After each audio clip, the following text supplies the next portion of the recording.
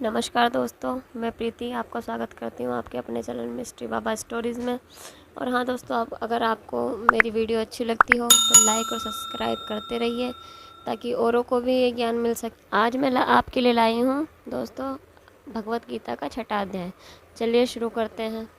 श्री भगवान जी बोले, हे अर्जुन, जिसको कर्म फल और शक्ति नहीं और फिर भी कर्मों को करता है वह सन्यासी और योगी है। और जिसने हवनादि लौकिक कर्म छोड़ दिए हैं वह कदापि योगी नहीं है। हे अर्जुन, जिसको संन्यास कहते हैं उसी को कर्म योग जानो, क्योंकि संकल्पों को त्याग किए बिना कोई भी योगी नहीं हो सकता। जो ऋषि मुनि योग प्राप्ति की इच्छा रखते हैं उनके लिए उनका साधन कर्म ही है, और उनके पूर्ण योगी होने पर उनका ज्ञान पूर्ण होने का साधन उनके चित्त का समाधान है। जब जब मनुष्य विषयों और कर्मों की आसक्ति से छूट गया हो और संपूर्ण वासनाओं को उसने त्याग दिया हो, उसी समय वह रोगायुण कहा जाता है। आप ही अपना उद्धार करें और आत्मा को अवनत होने से रोके, क्योंकि मनुष्य आप ही अपना मित्र और शत्रु है। जिसने विवेक से अपना मन स्वाधीन कर लिया वह स्वयं ही अपना हितकारी है, और जिसने विवेक का परित्याग कर दिया वह स्वयं ही अपना शत्रु है। मन को जीतने वाले शांत स्वभाव मनुष्य को शीत उष्ण, सुख दुख, मान अपमान इनके होने पर भी बुद्धि अत्यंत स्थिर रहती है। जिनके ज्ञान विज्ञान से अपने अंतःकरण को तृप्त कर लिया है, जो निर्विकार हो गया है, वह सच्चा योगी कहलाता है। सुहृद मित्र शत्रु, उदासीन द्वेषी, मध्यस्थ, द्वेष करने योग्य, बंधु वर्ग, साधु और पापी, इन सब में जो समान दृष्टि रखता है वही श्रेष्ठ है। योगी पुरुष को मन और आत्मा को अपने वश में करके वासनाओं तथा समस्त प्रपंचों को त्याग कर किसी एकांत स्थान पर बैठकर निरंतर चित्त को समाधि में लगाना चाहिए। आत्मशुद्धि के लिए योग करना अति उत्तम है। शरीर, मस्तक और गर्दन को सम करके अचल होकर स्थिर होवें और अपनी नासिका से अग्रभाग को देखते हुए सब दिशाओं से अपनी दृष्टि हटाए रहें। भय रहित होकर शांत चित्त से ब्रह्मचर्य व्रत का पालन करें। मन को रोककर मुझ में ही लीन होकर मन को योग में लगावें।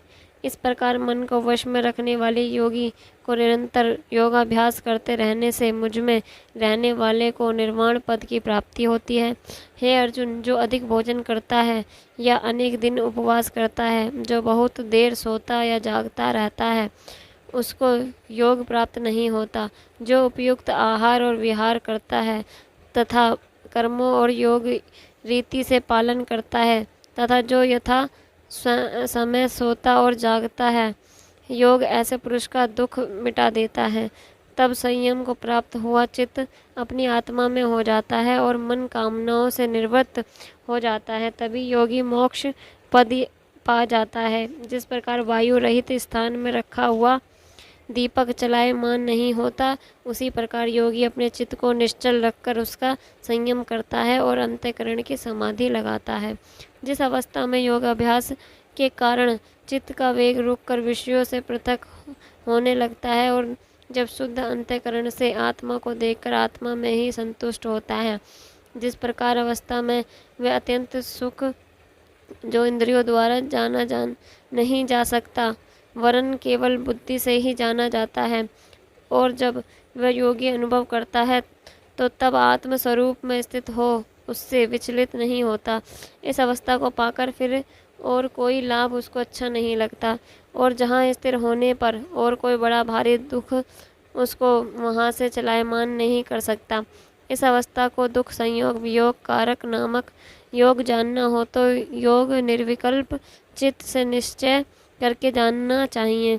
संकल्प से उत्पन्न होने वाला समस्त कामनाओं को त्याग कर और मन ही मन में संकल्प इंद्रियों को चारों ओर से रोककर धैर्य के साथ बुद्धि को अपने अधीन कर धीरे धीरे विषयों से दूर हटा ले, और भली भांति मन को आत्मा में स्थिर करके किसी वस्तु की इच्छा ना करे, और चंचल मन जिधर जिधर जाए उधर से उसको हटाकर आत्मा में वश में करना चाहिए। इस प्रकार सांचित और रजोगुण से रहित निष्पाप और ब्रह्म स्वरूप योगी को उत्तम सुख प्राप्त होता है।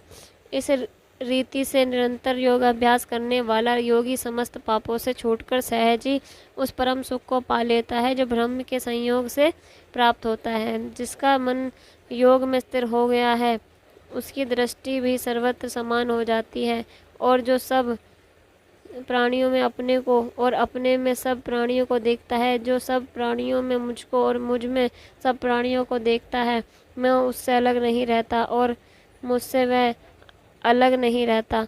जो अभेद भाव से रहता है, सब प्राणियों में स्थिर हो मेरा मनन करता है, वह योगी चाहे जिस अवस्था में रहे मुझ में मिल जाता है। हे अर्जुन, जो समस्त प्राणियों के दुख सुख को अपने ही दुख के समान समझता है और सबको समान देखता है, वही श्रेष्ठ योगी है। अर्जुन बोले, हे मधुसूदन, आपने जो योग बताया कि आपको सबको अपने ही समान देखें, सो मन में चंचल होने के कारण मैं उसको अपने से दृढ़ स्थिर नहीं देखता हूँ।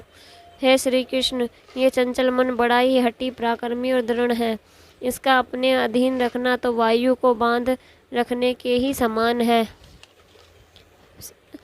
श्री कृष्ण भगवान ने कहा, हे महाबाहो, इसमें संदेह नहीं कि मन अति चंचल है और इस वश में करना बड़ा ही कठिन है। तो भी हे कुंती पुत्र, अभ्यास और वैराग्य से इसे वश में किया जा सकता है। जिसका मन वश में नहीं उसको योग अति दुर्लभ है। अर्जुन ने कहा, हे श्री कृष्ण, जिसमें श्रद्धा हो तो वह योग प्राप्त करने में सफल नहीं हुआ, और जिसका चित्त योग से विचलित हो गया है वह योग सिद्ध न पाने से किस गति को प्राप्त होता है। श्री कृष्ण बोले, हे अर्जुन, उसका ये नाश नहीं होगा और परलोक में भी नहीं होगा, क्योंकि उत्तम कर्म करने वाले किसी मनुष्य की दुर्गति नहीं होती। वह योग में असफल मनुष्य बहुत दिनों तक पुण्यवान को प्राप्त होने वाले लोकों में वास करता है और फिर वहाँ से किसी पवित्र और धनवान मनुष्य के घर में आकर जन्म लेता है। इस प्रकार का जन्म पाना भी इस लोक में बड़ा दुर्लभ है। हे कुरुनंदन, ये योगियों के वश में जन्म लेकर पूर्व जन्म में बुद्धि संस्कार अर्थात आत्मज्ञान को पाता है और उसे अधिक सिद्धि के लिए यत्न करता है। पूर्व जन्म में किए गए योगाभ्यास के बल में अनेक विघ्नों में पड़ने पर भी वह मोक्ष को प्राप्त होता है। योग की केवल इच्छा ही हो तो पुरुष शब्द भ्रम के परे जा सकता है। जो बड़े परिश्रम और यत्न से योगाभ्यास करता है वह पापों से छूट मोक्ष को पाता है। बड़े तपस्वियों से योगी श्रेष्ठ है, जो शुद्ध होकर अनेक जन्मों में परिश्रम करके सफल होता है और ज्ञानियों से भी श्रेष्ठ है। इसलिए हे अर्जुन, तुम योगी बनो, केवल मुझ में ही मन लगाकर योग की प्राप्ति के लिए जो मेरा भजन करता है उसको समस्त योगियों में से अपने अत्यंत श्रेष्ठ माना है। बोलो जय श्री राधे। धन्यवाद दोस्तों।